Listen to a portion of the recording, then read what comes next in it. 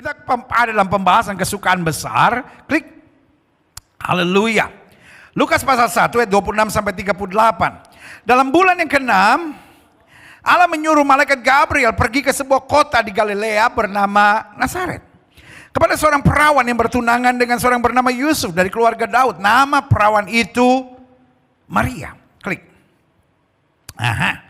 Ketika malaikat itu masuk ke rumah Maria, ia berkata, "Salam, engkau yang dikaruniai, Tuhan menyertai engkau." Maria terkejut mendengar perkataan itu, lalu bertanya dalam hatinya, apakah salam itu? Mulanya Maria khawatir. Mulanya Maria terkejut, mulanya Maria tertekan, mulanya Maria cemas. Kenapa? Karena dia pikir, aku akan mengandung dan melahirkan anak, bagaimana mungkin? Makanya dia bertanya, "Salam engkau yang dikaruniai, Tuhan menyertai engkau." Maria terkejut mendengar perkataan itu, lalu bertanya dalam hatinya, apakah arti salam itu? Dengan lain kata, who am I? Kenapa aku mendapat kasih karunia? Klik ayat 30. Kata malaikat kepadanya, "Jangan takut hai Maria, sebab engkau beroleh kasih karunia dari hadapan Allah." Wah, dari mulai takut, dari mulai cemas, ya kan? Dia mulai pikir, wow, saya mendapat kasih karunia. Wow, haleluya, thank God. Tapi tiba-tiba dia dengar, sesungguhnya, ingat, Maria berusia 15-16 tahun pada saat itu, seorang gadis belia. Dalam bagian lain dalam Alkitab dikatakan anak dara, saudara-saudara. Jadi sekitar 15-16 tahun. Sesungguhnya engkau akan mengandung dan akan melahirkan seorang laki-laki, dan hendaklah engkau menamakan dia Yesus. Saudaraku, kalau Maria sudah menikah 7 tahun dan belum punya anak, tiba-tiba dengar berita itu, dia melompat. Tapi dia usia 15-16 tahun belum menikah, tiba-tiba mendapat berita itu, stres. You know what I mean, right? Coba aja sudah bayangkan. Kalau sudah punya anak usia 15-16 tahun.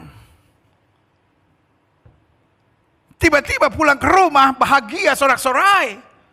Lalu sudah tanya, "Mary, why you are so happy? Mom, you know what? The angel of the Lord just come to me and tell me that I'm got pregnant." What? Bu, Pak, engkau kan bilang apa? Malaikat, bukan malaikat. Lu bikin apa sampai hamil? Jadi Maria langsung kepikiran, terus mama gue bilang apa? Untung Maria bukan dari Tarutung. Kalau Maria dari Tarutung, pulang-pulang, "Maria, kemari kau. Kulihat perutmu sudah maju ke depan. Kau buat apa sama Yusuf itu?" Hei, kalau Maria orang Tondano habis sama DP. Jangankan sama DP mama, sama DP tetangga so sakit sekali, ya kan? Siapa tuh Maria? Aduh, dia puru, aduh kasihan. Jangan. Tahu dong orang Manado, Carlota sekali. Saudara kasih dalam Tuhan. Maria cemas, udah mulai bahagia. Tiba-tiba dia dengar kabar, sesungguhnya engkau akan mengandung dan akan melahirkan seorang laki-laki, dan hendaklah engkau menamakan dia Yesus. Klik. Ia akan menjadi besar, akan disebut anak Allah yang maha tinggi. Ingat ya, dia bukan anaknya Allah, tapi dia akan disebut, berarti dia Allah sendiri, firman yang menjadi sama dengan manusia. Orang-orang yang gak mengerti suka mengejek kekristenan, berkata, Allahnya orang Kristen beranak. Yang beranak bukan Allah, yang beranak itu Maria.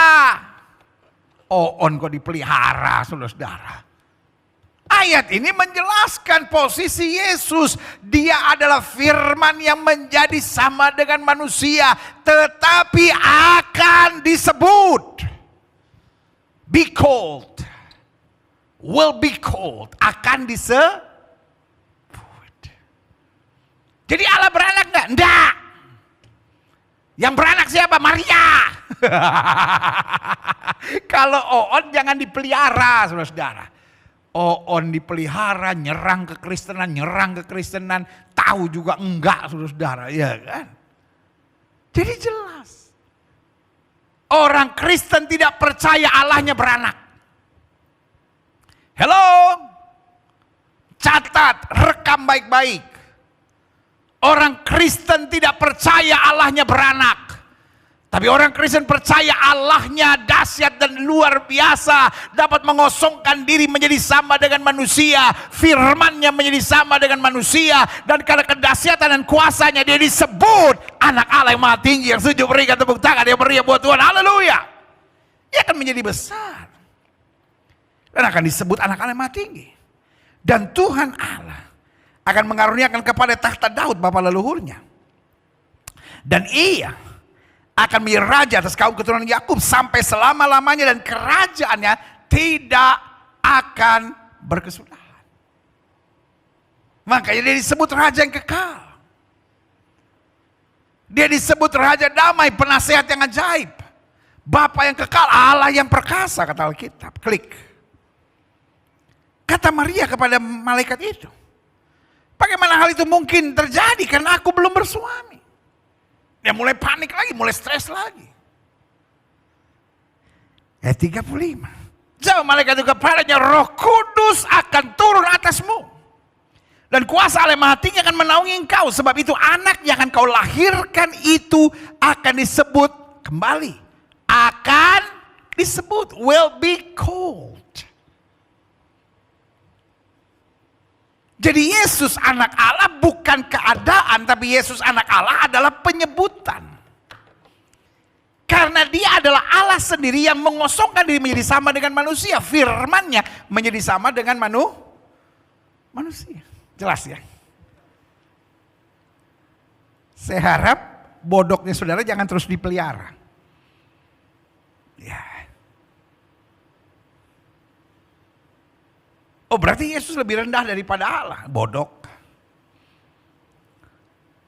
Berarti Allah dan Yesus, Allah adalah Yesus, Yesus adalah Allah. Bingung lagi. Siapa Yesus? Yesus adalah firman yang menjadi sama dengan manusia. Siapa Yesus? Allah yang mengosongkan diri menjadi sama dengan manusia disebut anak Allah. Jadi nggak ada sesuatu yang membingungkan, kecuali kalau memang otak saudara itu otak yang sudah dihamiri oleh kebencian. Tapi kalau otak saudara memang mau terbuka untuk kebenaran, sangat mudah. Allah menjadi sama dengan manusia, Allah mengosongkan diri. When we call him God, nothing is impossible for him. Kalau saya menyebut dia Allah, tidak ada yang sukar buat dia, segala sesuatu mungkin. Allah mau jadi sama dengan manusia, bisa. Yang pasti tujuannya untuk apa? Kenapa dia perlu jadi sama manusia? Karena there is no other way. Gak ada jalan lain untuk keselamatan manusia kecuali dia datang sendiri. Kan agama tidak bisa menyelamatkan. Amal, ibadah, perbuatan baik gak bisa menyelamatkan. Nabi dan Rasul gak bisa menyelamatkan. Makanya Alkitab jelas bilang, bukan kamu yang memilih aku, tapi aku yang memilih kamu. Di dalam Kristus kita punya kepastian keselamatan yang kekal. Yang setuju berikan tepuk tangan yang meriah buat Tuhan. Haleluya.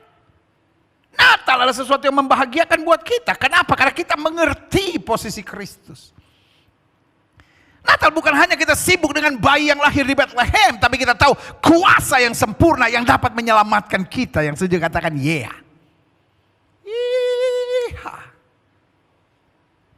Itu sebabnya Natal tidak bisa dipisahkan dari kepedulian. Setiap kali kita merayakan Natal, kita harus siap untuk melakukan kepedulian kasih. Natal tidak bisa dipisahkan dari pertobatan, sehingga setiap kali kita merayakan Natal, kita harus bertobat sungguh-sungguh. Yang lama sudah berlalu, yang baru sudah terbit. Natal tidak bisa dipisahkan dari kesukaan besar. Kenapa setiap kali Natal kita tahu, saya tidak sendiri, betul saya ada tantangan, betul saya ada pergumulan, tapi saya juga ada Tuhan yang menyertai saya. Dan Natal juga adalah iman, karena dalam Natal kita percaya bahwa dia adalah Allah yang bukan hanya tinggal di sorga, tapi dia menjadi sama dengan saya, dan karena dia menjadi sama dengan saya, setiap janji-janjinya ya dan amin dalam hidup saya. Haleluya. Natal adalah sesuatu yang dahsyat dan luar biasa. Betul, dalam Natal kita pasang pohon Natal. Tetapi bukan pohon Natal yang menjadi senter dari ibadah Natal kita.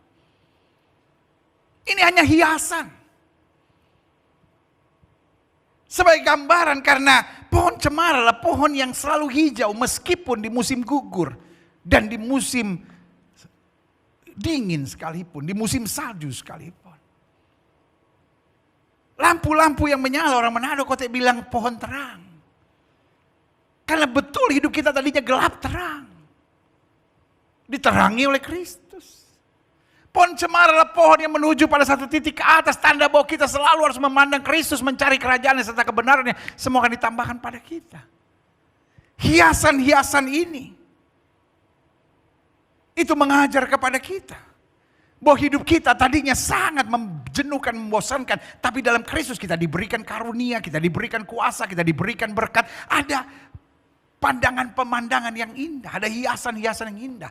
Kado-kado Natal mengajar kepada kita kado yang terindah. Dosa kita diampuni dan sorga diberi kepastian buat kita. Jadi saudara yang kasih dalam Tuhan. Betul sebagian orang Kristen merayakan Natal dan memasang pohon Natal. Itu hanya sebuah simbol. But Christmas is nothing without Christ.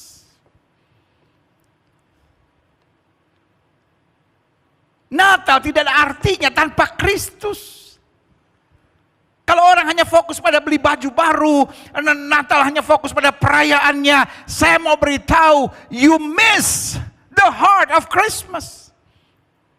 Itu sebabnya buat kita anak-anak Tuhan Yesus.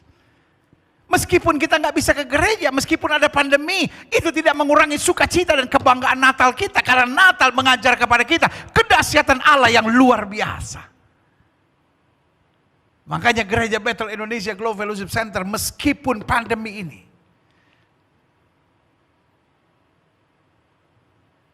bukan berarti kita tidak berbuat apa-apa di Natal. Tetap sepanjang minggu yang saya sebut, the week of great joy. Setiap hari, Senin, Selasa, Rabu, terus sampai Natal. Kita berbagi. 2.500 paket Natal kita siapkan.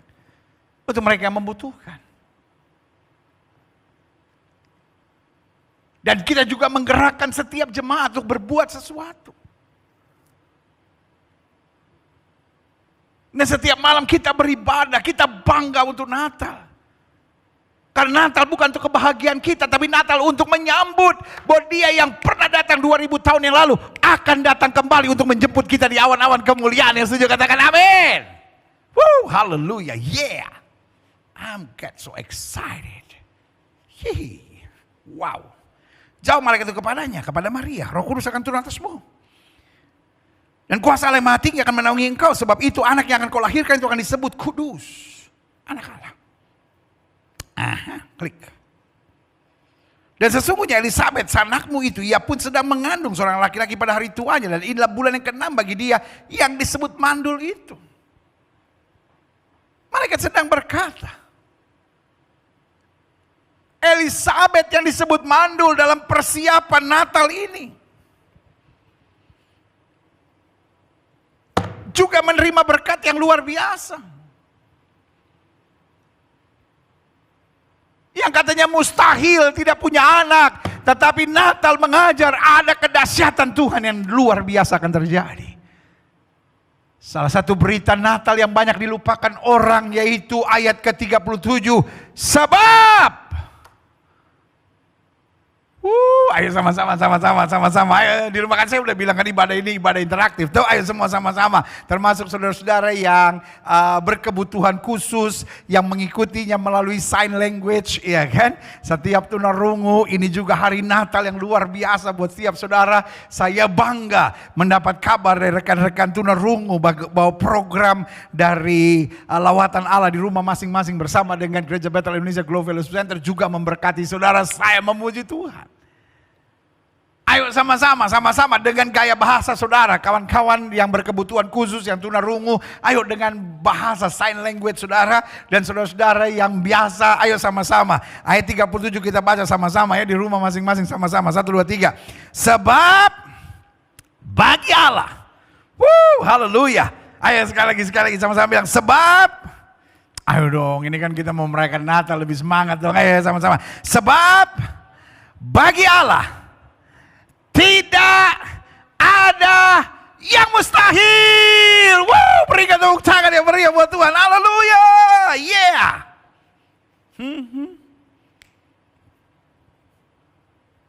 Berita Natal bagi Allah tidak ada perkara yang mustahil, karena dia anak Allah yang maha tinggi.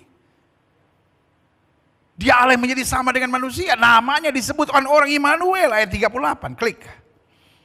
Kata Maria. Haleluya. Ini yang saya bilang kesukaan besar. Dari takut, senang, stres, lalu diakhiri dengan kebanggaan yang luar biasa meskipun belum mengerti. Tapi inilah kesukaan besar Maria untuk dapat berkata, sesungguhnya aku ini Allah hamba Tuhan. Jadilah padaku menurut perkataanmu ini. Lalu malaikat itu meninggalkan dia. Wow. Saudaraku yang kasih dalam Tuhan.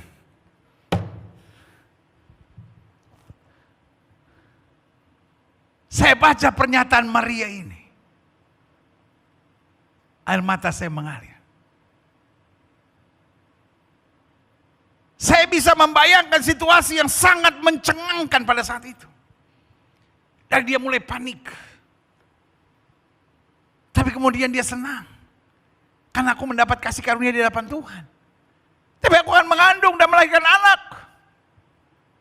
Aku bilang bagaimana mungkin sebab aku belum bersuami. Karena roh Tuhan menaungi. Betul dia belum bisa mengerti. Betul dia pikir nanti bagaimana Yusuf. Bagaimana orang tuaku, bagaimana teman-temanku, bagaimana kehidupanku selanjutnya. Tetapi saudaraku yang kasih dalam Tuhan, iman menghadirkan sukacita yang dahsyat. Amin. Kesukaan bukan berarti saya tidak menghadapi tantangan.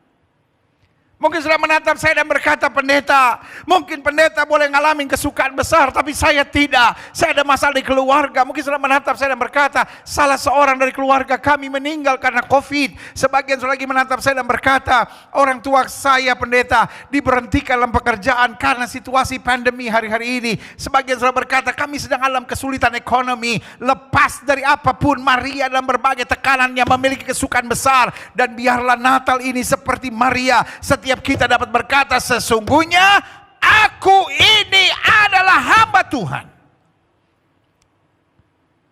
Amin. Kesukaan besar kita bahwa Tuhan yang dahsyat, Tuhan yang sempurna, Tuhan yang luar biasa, Tuhan Raja yang kekal mau memilih kita menjadi hamba-hamba Tuhan. Ya, tapi kan saya kan gak khotbah pendeta, saya kan gak main pujian, saya kan gak main musik di gereja. Hamba Tuhan bukan orang yang terlibat dalam pelayanan gereja saja. Ada banyak orang yang terlibat dalam pelayanan gereja, belum tentu dia hamba Tuhan. Ada banyak guru sekolah minggu tapi berselingkuh, berzina, pacaran, lakukan hubungan seks sebelum nikah. Itu saya beri nama bukan hamba Tuhan. Itu saya sebut kambing yang berbulu domba. Kalau orang pelayanan tapi ujung-ujungnya hanya mencari kesenangan sesaat. Orang pelayanan tapi selingkuh. Orang pelayanan tapi tetap narkoba. Orang pelayanan tetapi tetap lakukan hubungan seks sebelum nikah. Orang pelayanan tapi ganggu istri orang, ganggu suami orang. Saya beri nama kambing berbulu domba. Untung saya nggak bilang serigala berbulu domba, cuma kambing, saudara.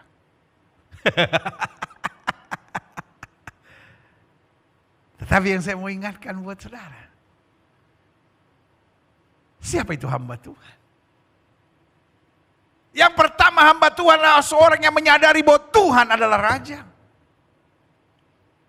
Dia berhak, dia yang punya kuasa atas hidup saya. Orang itu saya beri nama hamba Tuhan. Kalau saya menyadari Tuhan Raja, dia berhak membuat apa saja dalam hidup saya. Seperti Ayub bilang, Tuhan yang memberi, Tuhan yang mengambil, terpuji dalam nama Tuhan. Dia saya sebut hamba Tuhan. Dan yang kedua, siapa hamba Tuhan? Seorang yang menyadari bahwa semua yang saya punya berasal dari Tuhan, itulah hamba Tuhan. Dan yang ketiga, siapa itu hamba Tuhan? Seorang yang menyadari bahwa saya tidak bisa berbuat apa-apa tanpa Tuhan. Orang itu saya beri nama hamba Tuhan. Jadi kalau saya menyadari dia raja yang kekal yang berhak mengatur apa saja dalam hidup saya. Kalau saya percaya apapun yang saya punya berasal dari dia. Dan kalau saya sadar saya tidak bisa berbuat apa-apa tanpa dia, di luar dia. Maka 3 poin penting itu cukup untuk menunjukkan bahwa kita hamba Tuhan. Makanya Maria menghadapi tantangan apapun, dia simpulkan dengan satu keputusan penuh kesukaan besar. Bahwa sesungguhnya aku ini hamba Tuhan. Jadilah padaku menurut perkataanmu itu. Amin. Haleluya. Klik. Jadi saya simpulkan begini, Natal tidak dapat dipisahkan dari kesukaan besar. Apakah ada orang yang merayakan Natal dengan air mata? Ada. Apakah ada orang merayakan Natal ditinggalkan suaminya? Ada. Apakah ada orang merayakan Natal dan kehilangan orang-orang dicintainya? Ada. Tapi Natal tetap ada kesukaan besar. Karena dalam Natal kita tahu apa yang Tuhan sudah sediakan buat kita. Dalam Natal kita tahu apa jalan keluar yang ada di depan kita. Dan dalam Natal kita mengerti hanya yang terbaik yang Tuhan pasti sediakan buat kita. Yang setuju katakan haleluya. Amin. Nah, saya pelajari. Klik. Orang yang merayakan Natal adalah orang yang bersuka. Bersuka bukan karena gak ada masalah, bersuka bukan karena tidak dikhianati, bersuka bukan karena tidak ada tantangan, bersuka bukan karena tidak menghadapi hal-hal yang menyakitkan. Tapi kita bersuka karena dia hadir sebagai Allah Immanuel. Artinya meskipun saya dikhianati, Allah Immanuel menguatkan saya. Meskipun saya menghadapi badai, Allah Immanuel menuntun saya. Meskipun saya menghadapi hal-hal yang menyakitkan, Allah Immanuel memberi penghiburan buat saya. Namanya akan disebutkan orang Immanuel. Dia penasihat yang ajaib. Dia Allah yang perkasa. Dia Bapa yang kekal. Dia Raja Damai. Haleluya. Klik. Saya pelajari sebagai Allah Immanuel. Kita memiliki pengharapan. Apa pengharapan kita? Bahwa Tuhan tidak pernah berikan pencobaan lebih daripada kemampuan anak-anaknya. Apa pengharapan kita? 1.000 boleh rebah di sisi kiri kita, 10.000 boleh rebah di sisi kanan kita. Itu tidak akan menimpa kita. Apa pengharapan kita? Selama kita tidak milik ke kiri maupun milik kanan, hidup kita akan diberkati. Kita tidak akan turun tapi naik, tidak akan menjadi ekor tapi menjadi kepala. Apa pengharapan kita? 1 orang bertobat, seluruh rumah tangga diselamatkan. Apa pengharapan kita? Bahwa orang yang berharap kepada Tuhan tidak pernah akan dipermalukannya. Apa pengharapan kita? Bahwa tidak ada yang bisa memisahkan kita dari kasih Kristus. Ketelanjangan, pedangkah, malapetaka, mara bahaya. Tidak bisa. Karena di dalam Kristus kita lebih daripada orang-orang yang menang. Yang setuju katakan haleluya. Jadi orang yang merayakan Natal adalah orang yang bersuka. Karena dia hadir sebagai Allah Immanuel. Dan karena dia hadir sebagai Allah Immanuel, yang pertama kita memiliki pengharapan. Yang kedua, karena dia hadir sebagai Allah Immanuel, kita memiliki kekuatan. Seorang anak darah berusia 15-16 tahun. Tiba-tiba harus mengandung. Dibully. Dicemooh.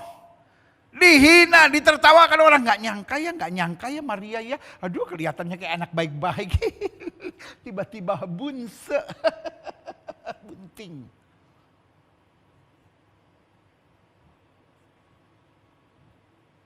Mungkin itulah salah satunya kenapa dia pergi ke rumah Elizabeth, saudaranya.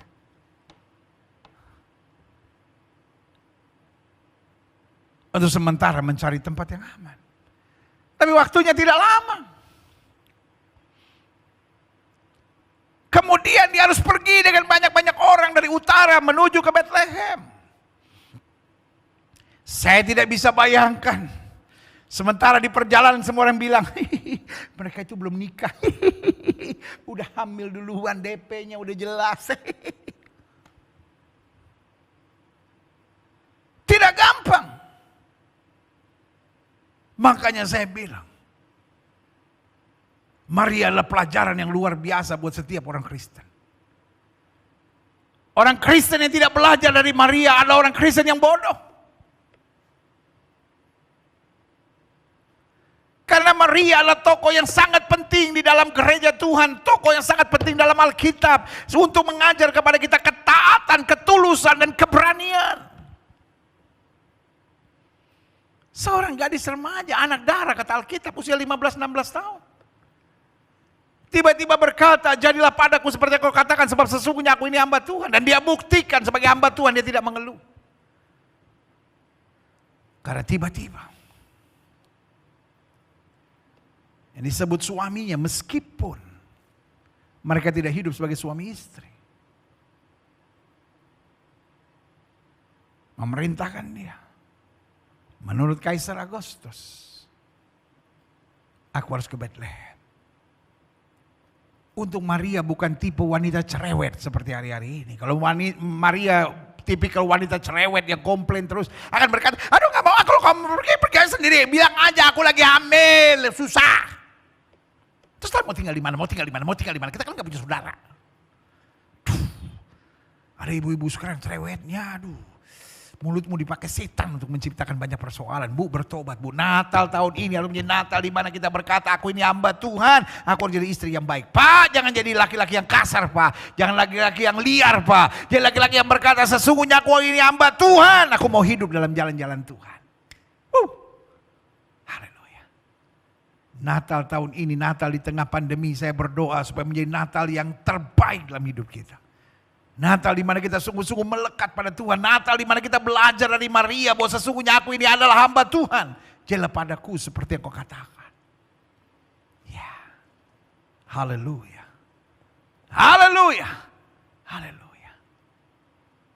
Tidak mudah buat Maria. Dan sudah jalan begitu jauh sampai Bethlehem. Tiba-tiba Yusuf bilang, Maria, there is no place. Apa ngana tuh ngatur betul-betul. Ngana mestinya cek kayak siapa kayak saudara kayak disuruh berangkat duluan. Kita kan mengandung ini. Terus bagaimana melahirkan anak? Aduh. Untung Maria bukan orang Tomohon. Bukan orang Bantik. Kalau Maria dari Bantik atau dari Tomohon, aduh DP mulu minta ampun Carlota sekali saudara. Tapi yang saya mau ingatkan,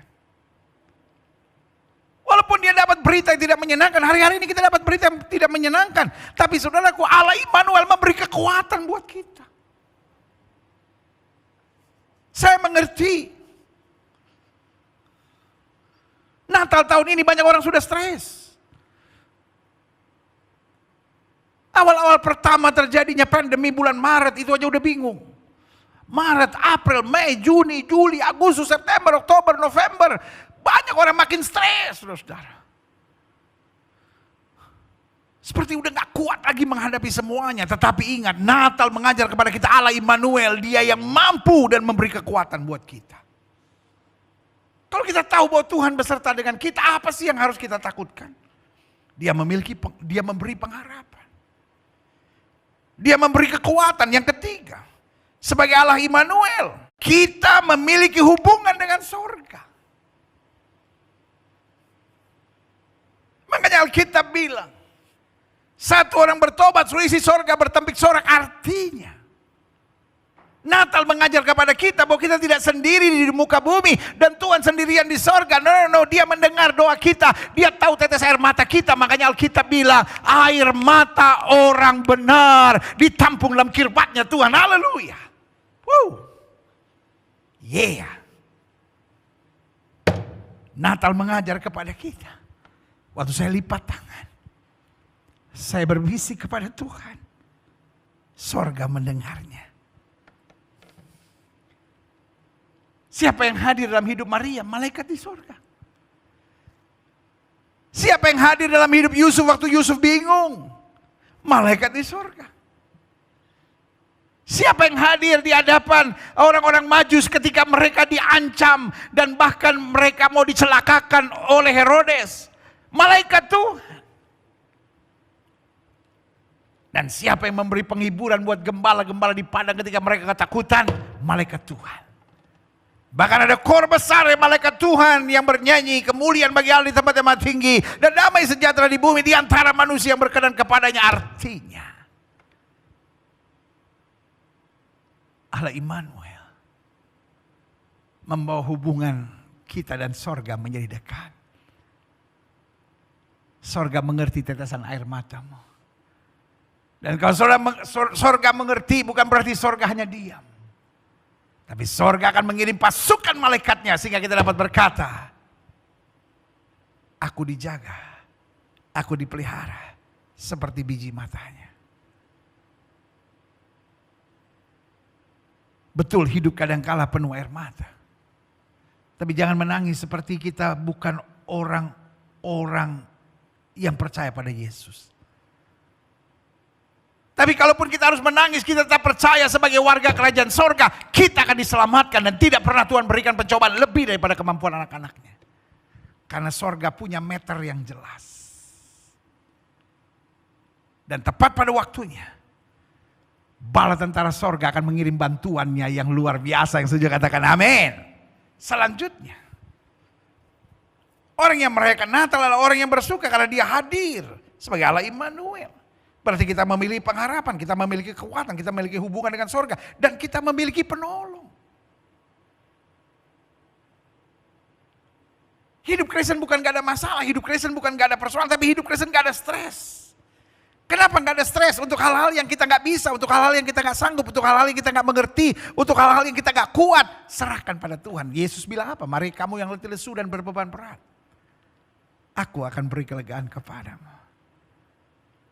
Selalu saya bilang, terlalu rugi kalau kita mau menyambut Natal, merayakan Natal, tapi jiwa tetap stres. Ya tapi pendeta gak ngerti sih apa yang kita hadapi. Pendeta gak ngerti sih kita doa-doa. Mungkin kalau pendeta doa sih didengar oleh Tuhan. Tapi kalau kita yang doa, aduh jangankan hanya gedor-gedor sorga. Kita udah tendang-tendang pintu sorga gak buka-buka. Saudaraku yang kasih dalam Tuhan. Tadi saya sudah bilang, kita punya hubungan yang dekat dengan sorga karena kita anaknya. Amin. Dan karena itu, dia pasti beri pertolongan. Pertanyaannya, kita mau punya iman gak? Pertanyaannya, kita mau berserah gak? Natal tanpa iman hanya menjadikan itu perayaan biasa. Tapi Natal dengan iman akan menuntun kita pada perubahan dan kemuliaan yang sempurna. Natal saatnya kita mempertanyakan, sudahkah saya punya iman? Iman untuk meyakini bahwa Tuhan pasti tolong. Iman untuk meyakini bahwa saya tidak perlu khawatir. Iman untuk meyakini bahwa saya tidak perlu balas yang jahat dengan yang jahat. Iman untuk saya meyakini saya harus mengampuni. Dan saya harus hidup dengan keyakinan bahwa Dia tidak pernah mempermalukan orang yang berharap kepadanya. Yang setuju katakan haleluya. Klik. Saya simpulkan Maria mendapat kesukaan besar. Satu, kesukaan besar yang tidak terlepas dari masalah dan persoalan. Masalah dan persoalan tidak boleh membunuh iman kita. Masalah dan persoalan tidak boleh membunuh kasih kita kepada orang lain. Masalah dan persoalan tidak boleh membunuh semangat kita untuk berbagi dan jadi berkat. Masalah dan persoalan tidak boleh membunuh semangat kita untuk mengabarkan Injil. Mentuntaskan amanat agung, jangan berkata, ya bagaimana saya bisa mengabarkan Injil pendeta, saya juga lagi ada masalah. Saudara yang kasih dalam Tuhan, Maria mendapat kesukaan besar meskipun di tengah masalah dan persoalan. Jadi apapun masalah dan persoalan kita, tetap menginjil, tetap mengabarkan Injil, tetap bersaksi, tetap menjadi pelaku firman, tetap hidup dalam kekudusan, tetap jadi berkat buat orang lain. Tetap jangan balas yang jahat dengan yang jahat. Makanya Yusuf belajar, Yusuf bilang apa? Manusia boleh mereka-rekakan yang jahat, Allah mereka-rekakannya untuk kebaikan. Orang-orang Majus tidak membalas untuk menjahati Herodes. Orang-orang Majus tetap dalam tuntunan Roh Kudus untuk hidup dalam kasih yang sempurna. Dan dengan ketaatan yang Tuhan kehendaki. Jadi ingat, Maria mendapat kesukaan besar yang tidak terlepas dari masalah dan persoalan. Maria mendapat kesukaan besar yang nilainya ada pada iman dan pengalaman rohani. Dunia bicara tentang kesukaan untuk segala sesuatu yang fasilitas dunia berikan. Ada uang, doa-doa saya terjawab, baru saya bersuka cita. Tetapi ketika Maria berkata, jadilah padaku seperti yang kau katakan, sebab sesungguhnya aku ini hamba Tuhan, itulah iman dan pengalaman rohani. Daud bilang apa? Daud bilang, hambamu ini biasa mengembalakan kambing domba kawanan ayahnya. Setiap kali kulihat binatang buas, ku tangkap jenggotnya, ku robek mulutnya. Kenapa dia tidak gentar dengan Goliat? Karena iman dan pengalaman rohaninya menciptakan kebanggaan, iman dan pengalaman rohaninya menciptakan kedewasaan, iman dan pengalaman rohaninya menciptakan kekuatan, iman dan pengalaman rohaninya menciptakan kesukaan besar dalam hidupnya. Haleluya. Kalaupun sudah belum mendapatkan seperti yang kau harapkan, Natal tahun ini tetap harus menjadi Natal yang penuh kesukaan besar, karena Dia Allah Immanuel. Iman dan pengalaman rohani kita menceritakan bahwa tidak pernah sekalipun orang yang berharap kepada Tuhan dipermalukan dan dibiarkannya. Haleluya. Yang ketiga, Maria mendapat kesukaan besar. Kesukaan besar yang berbeda dari apa yang dunia janjikan tentang kesenangan. Ya kan? Kesenangan dunia senang sekarang, lalu kemudian sedih. Karena kesenangan dunia sifatnya selalu menurun. Ya. Orang baru beli mobil, wah senang. Seminggu punya mobil itu senang. Sebulan, biasa. Setahun, lihat mobil lain yang lebih mahal. Mikir mau ganti mobil lagi. Gimana ya mobil gue yang ini, gue jadiin DP aja ya, gue mau cicil. Darah Yesus. Itulah kebahagiaan dunia. Ya kan? Makanya jangan tertipu. Orang pertama kali mulai belajar merokok, wah senang bisa merokok. Lama-lama setengah bungkus sehari. Kenapa? Karena gak bisa puas. Lalu kemudian sebungkus. Lama-lama ganja. Lama-lama narkoba. Begitupun orang yang melakukan hubungan seks. Pacaran pertama raba-rabaan. Lama-lama rabanya lebih dalam lagi. Tinggal yang cewek nyanyi, lebih dalam lagi. Setan kau, bertobat. Karena kesenangan dunia menghancurkan, itulah liciknya iblis. Awalnya bikin nikmat. Lalu kemudian membuat mentah. Sehingga kita cari lebih parah, lebih parah, lebih parah, lebih parah. Dan akhirnya tenggelam dalam lumpur kehancuran dosa. Tapi kenikmatan dalam Kristus, sukacita yang sempurna dalam Kristus, lebih dahsyat, lebih indah. Semakin hari semakin luar biasa. Sehingga kita berkata, sungguh sukacita yang Kristus berikan, sukacita yang sorga sediakan, sukacita yang datang dari kebenaran kemuliaan, tidak pernah akan berkurang. Justru akan memberikan kita semangat, dorongan, dan kekuatan untuk hidup dalam kasih dan kuasa-Nya. Selanjutnya, Maria mendapat kesukaan besar. Kesukaan besar yang berbeda dari apa yang dunia janjikan tentang kesenangan. Dan yang keempat, Maria mendapat kesukaan besar. Kesukaan besar yang sifatnya sempurna. Yang sifatnya kekal. Yang sifatnya bukan hanya sementara. Apapun yang dunia tawarkan selalu sementara. Tetapi apapun yang Tuhan sediakan selalu nilainya kekal. Jadi kalau hari ini sudah menghadapi fitnahan orang, saya beri nama fitnah itu sementara. Kalau hari ini engkau menghadapi kekecewaan itu sementara. Kalau hari ini kau ditipu, hari ini kau disakiti, hari ini kau dicurangi, saya beri nama semuanya itu sifatnya sementara. Tetapi penyertaan Tuhan, kasih Tuhan, kemurahan Tuhan, anugerahnya, dan segala sesuatu yang dijanjikannya, itu sempurna dan kekal sampai selama-lamanya. Setiap kepala tertunduk, setiap hati terangkat pada Tuhan. Hari ini adalah hari untuk kita mengalami kasih-Nya yang luar biasa.